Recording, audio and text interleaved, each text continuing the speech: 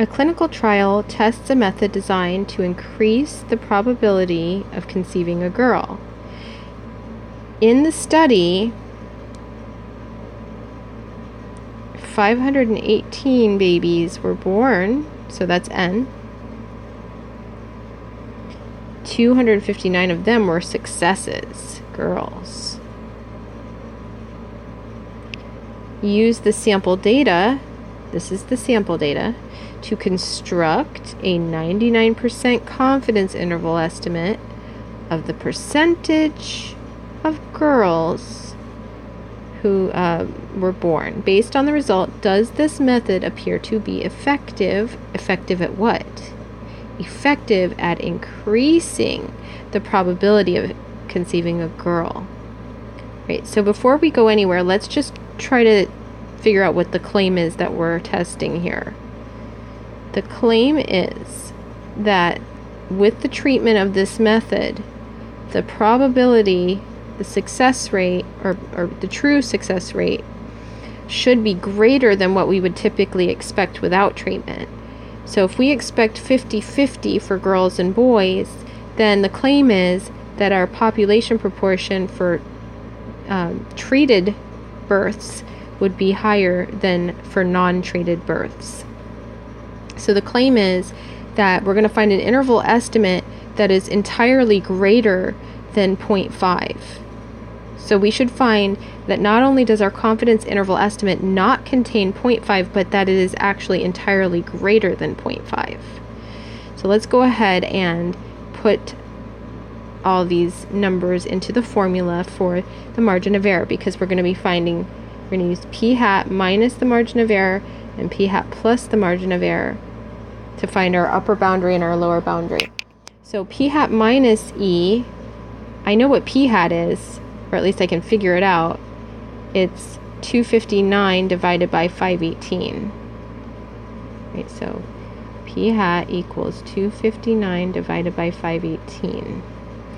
So I'm going to take whatever that is and add and subtract a margin of error. The margin of error is found by taking the critical value for a two-tailed test, using the normal distribution to approximate a binomial distribution. So that's why we're able to use standard normal z-score boundaries. And then we're going to multiply that times p hat q, or the square root of p hat q hat over n. So with a 99% confidence interval, the commonly used critical value can be found in the summary of values, or you can do inverse norm, or you can look in the negative z-score table.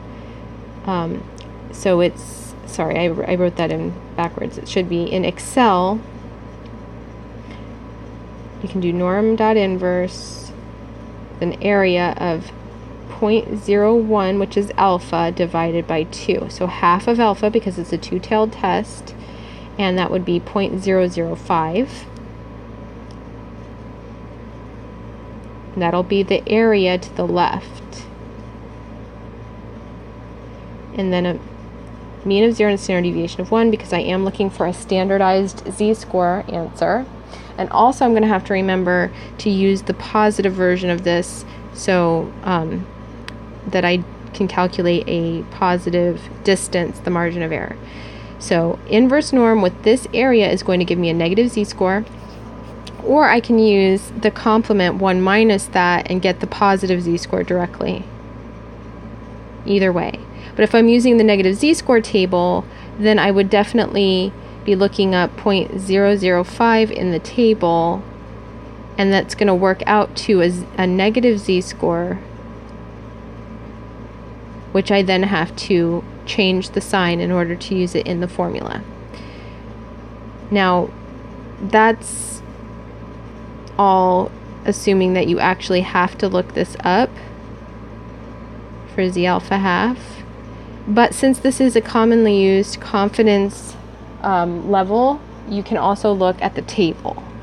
The table will tell you what that is. I meant to say not the z-score table, but there's a summary table in the reference packet of commonly used critical values.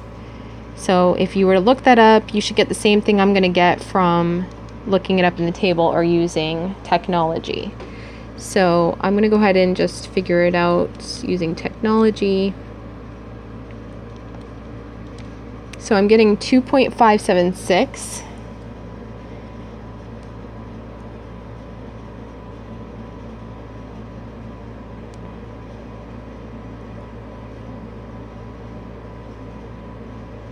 And then I want to multiply that times p hat q hat.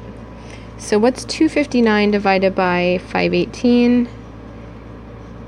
That's exactly 0.5 actually. So then q hat would also be 0.5. And then divided by the n, let's see what that amounts to. So that gives me a margin error of 0.056536925 and on and on. Now my guess is that we're going to figure out that the proportion is not significantly different from 0.5 since it actually turns out to be exactly 0.5. This seems like a kind of a trivial question, but let's just work it out and see what we get. So we're going to take p hat, which is 0.5. We're going to add and subtract the margin of error, and we'll round it to 3 decimal places. So 0.500 plus or minus 0.0565. So for the lower boundary, I'm getting 0.443 and 0.557. So the question is, does the method appear to be effective? In other words, is this confidence interval greater than 50% chance? And clearly it's not, right? So, or another way to say it is that 0.5 is contained there, so p could actually be 0.5. Therefore, we could not conclude that the success rate is greater than expected without treatment. So we'd say no, right? And that was a weird question, but it worked. Let's go ahead and stop this train. Stop it. I didn't want to do that. You're taking too long. I'm trying to end this video. Ugh.